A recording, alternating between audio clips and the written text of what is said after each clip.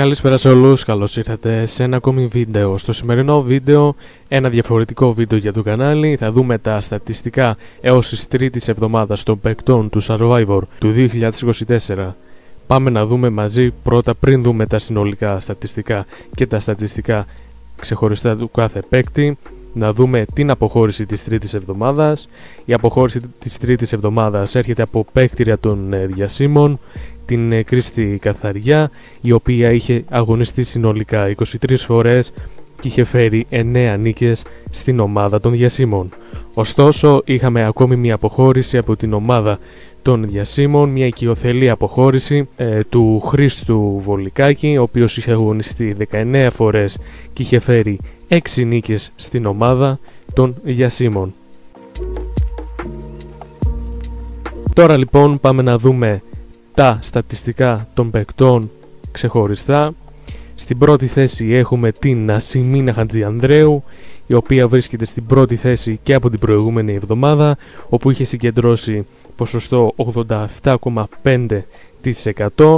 Τώρα λοιπόν βρίσκεται ακόμη στην πρώτη θέση, αγώνες 29 και έχει φέρει νίκες 25 με ποσοστό επιτυχίας 86,2%. Δεύτερη θέση παραμένει και ο Φάνης Μπολέτσης, όπου είχε συγκεντρώσει ποσοστό επιτυχίας την προηγούμενη εβδομάδα 73,3% και τώρα έχει συγκεντρώσει ποσοστό 79,3%, εκ των οποίων έχει παίξει 29 αγώνες και έχει φέρει 23 νίκες στην ομάδα των μαχητών. Στην τρίτη θέση λοιπόν έχουμε την Κατερίνα Δαλάκα, η οποία ήταν η MVP της τρίτης εβδομάδας του Survivor 2024. Βρισκόταν στη 10η θέση με ποσοστό επιτυχίας 50% και τη βλέπουμε να ανεβαίνει στην τρίτη θέση, η οποία έχει αγωνιστεί 26 φορές, έχει 18 νίκες και ποσοστό επιτυχίας 69,2%. Τέταρτη θέση βλέπουμε τον Άγγελο Γεωργουδάκη, ο οποίος στην προηγούμενη εβδομάδα βρισκόταν μία θέση πάνω στην τρίτη θέση με ποσοστό 68,8%. Τώρα το βλέπουμε μία θέση κάτω με ποσοστό επιτυχίας 64,7%. Έχει παίξει 17 αγώνες και έχει φέρει 11 νίκες στην ομάδα των μαχητών. Πέμπτη θέση έχουμε τον Γιάννη Περπατάρη, όπου την προηγούμενη εβδομάδα βρισκόταν στην τέταρτη θέση με ποσοστό 66,7%. Αυτή την εβδομάδα τον βλέπουμε και τον Γιάννη μία θέση κάτω με ποσοστό επιτυχίας 60,9%. Έχει αγωνιστεί 23 φορές και έχει φέρει 14 νίκες στην ομάδα των μαχητών. Έκτη θέση λοιπόν έχουμε τον Αλέξη Παπά. Την προηγούμενη εβδομάδα τον βρίσκαμε στην ένατη θέση με ποσοστό επιτυχίας 53,3%, μία αύξηση για τον Αλέξη με ποσοστό 56,7%, έχει παίξει 30 αγώνες και έχει φέρει 17 νίκες στην ομάδα των διασύμων. 7η θέση η Ιωάννα Τζαβέλα, παίκτρια των μαχητών, η οποία τη βρίσκαμε στη 17η θέση με ποσοστό 30,8% και την βλέπουμε 10 θέσεις πάνω στην 7η θέση με ποσοστό επιτυχίας 56%. Έχει αγωνιστεί 25 φορές και έχει φέρει 14 νίκες στην ομάδα των μαχητών. Σάβας Γκέντσογλου, θέση 8η. Τον βρίσκαμε όπως και αυτή την εβδομάδα στην 8η θέση και την προηγούμενη με ποσοστό επιτυχίας 53,3% και αυτή την εβδομάδα να είναι λίγο παραπάνω 55,2%, καθώς έχει αγωνιστεί 29 φορές και έχει φέρει 16 νίκες στην ομάδα του. Ένατη θέση η Δώρα Νικολή, όπου την προηγούμενη εβδομάδα τη βλέπαμε λίγο παρακάτω στην 11η θέση με ποσοστό 50% και τώρα στην 9η θέση με 27 αγώνες, 14 νίκες και με ποσοστό επιτυχίας 51,9%. Στη 10η θέση έχουμε την Όλγα Πηλιάκη, η οποία την προηγούμενη εβδομάδα βρισκόταν 5 θέσεις παραπάνω, δηλαδή με ποσοστό επιτυχίας 64,3%. Την τρίτη εβδομάδα έχει πέσει κατά 5 θέσεις, έχει αγωνιστεί 23 φορές, έχει φέρει 11 νίκες στην ομάδα της με ποσοστό επιτυχίας 47,8%. 11η θέση, Μαρία Ντονά. Την προηγούμενη εβδομάδα τη βρίσκαμε στην 6η θέση με ποσοστό 60%. Την τρίτη εβδομάδα τη βρίσκουμε στην 11η θέση με 16 αγώνες, 7 νίκες και ποσοστό επιτυχίας 43,8%. Μαριλίνα Βακονδίου, θέση 12η. Την προηγούμενη εβδομάδα τη βρίσκαμε στην 7η θέση με ποσοστό επιτυχίας 53,3%. Τώρα τη βρίσκουμε στην 12η θέση με 26 αγώνες, 11 νίκες και με ποσοστό επιτυχίας 42,3%. 13η θέση, Σταμάτης Ταλαδιανός. Την προηγούμενη εβδομάδα τη βρίσκαμε στην 12η θέση με ποσοστό επιτυχίας 46,7%. Τώρα λοιπόν το βρίσκουμε στη 13η θέση με 21 αγώνες, νίκες 8 με ποσοστό επιτυχίας 38,1%. Νίκος Γκάνος, 14η θέση. Την προηγούμενη εβδομάδα τον βρίσκαμε στη 15η με ποσοστό επιτυχίας 36,4%. Τώρα στη 14η θέση έχει αγωνιστεί 11 φορές, έχει φέρει 4 νίκες και συνολικό ποσοστό επιτυχίας 36,4%.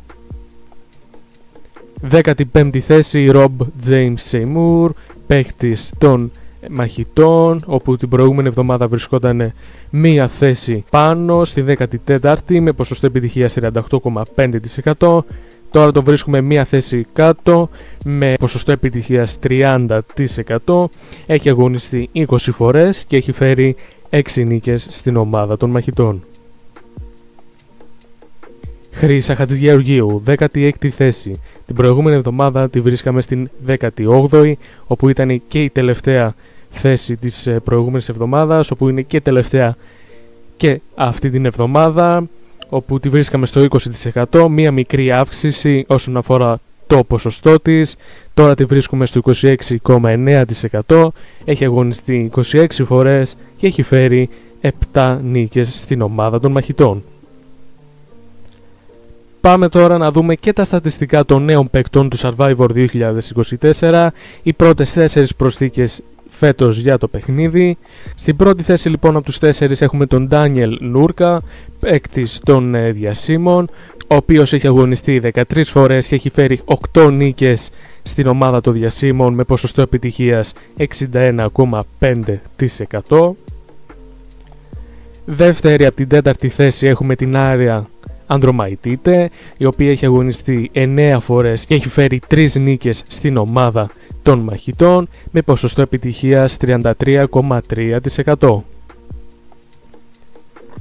Ενώ στην πρώτη τελευταία θέση έχουμε την Ζωία Σουμανάκη, η οποία έχει αγωνιστεί 6 φορές και έχει φέρει 1 νίκη στην ομάδα των διασύμων με ποσοστό επιτυχίας 16,7%. Και στην τελευταία θέση από τους νέους παίκτες έχουμε τον Σωτήρη Λαμάη, έχει αγωνιστεί 8 φορές και έχει καταφέρει να φέρει 1 νίκη στην ομάδα των μαχητών με ποσοστό επιτυχίας 12,5%.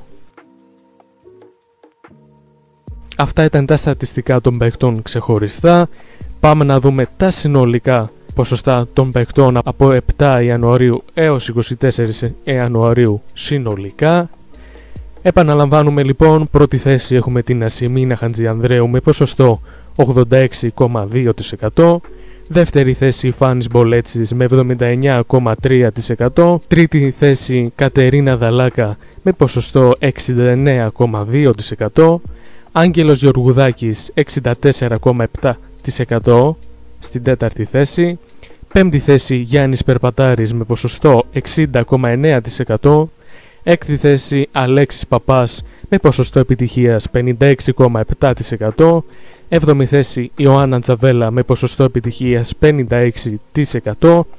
Όγδοη θέση Σάβας Γκένσογλου 55,2%.